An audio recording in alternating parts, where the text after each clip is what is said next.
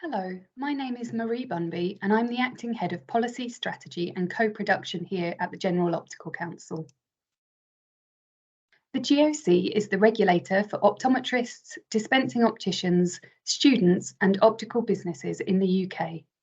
We're carrying out a call for evidence on our governing legislation, the Opticians Act 1989, as well as a consultation on associated GOC policies that link to our legislation. What is a call for evidence? Well, this call for evidence seeks views, information, and factual evidence on the impact of the Opticians Act and stakeholders' experience of it. Impact is a wide-ranging term and can relate to patient safety and public protection, as well as financial or equality, diversity, and inclusion impacts. Obtaining this information through a call for evidence will help us to decide whether the Act should remain as it is or whether there is any evidence to support a case for change. There will need to be strong evidence to argue any case for change, and the ultimate decision will not be for the GOC. This will rest with Parliament. Why are we doing this? The reason we're carrying out a call for evidence now is because the Department of Health and Social Care is undertaking a review of all the healthcare regulators' legislation to ensure consistency between the powers that all these regulators have to deliver their core regulatory functions. These functions include registration, education and training, fitness to practice, and the overall governance and operating framework of the regulator. We expect our legislation to be updated in several years' time when the department is ready to do so.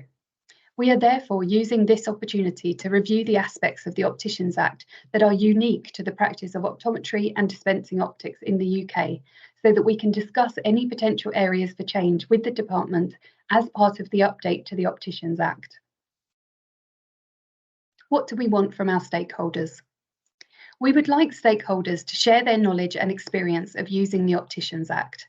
They may wish to give examples of what works in other fields, as well as evidence from within the optical sector.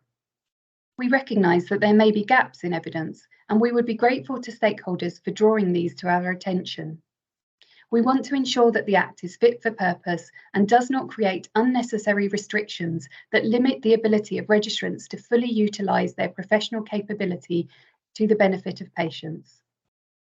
We're also keen to understand where the limit of such changes should be and what their impact is, so that competition in the market is not unnecessarily restricted. These factors must be balanced against the need to maintain patient care, safety, and public benefit. The consultation will be open until the 18th of July. What will happen next? This is the first step in a programme of work to ensure that our legislation and associated policies are fit for the future. Once the consultation closes, we'll analyse the responses and consider the need and strengths of the case for change, including whether any further research or analysis of impact is required. If, as a result of the call for evidence, we consider changes to legislation or GOC policy are necessary and can be evidenced, we will carry out further public and targeted stakeholder consultation activities on our proposals. Thank you for listening. Please visit the GOC Consultation Hub to take part in the consultation. We look forward to receiving your response.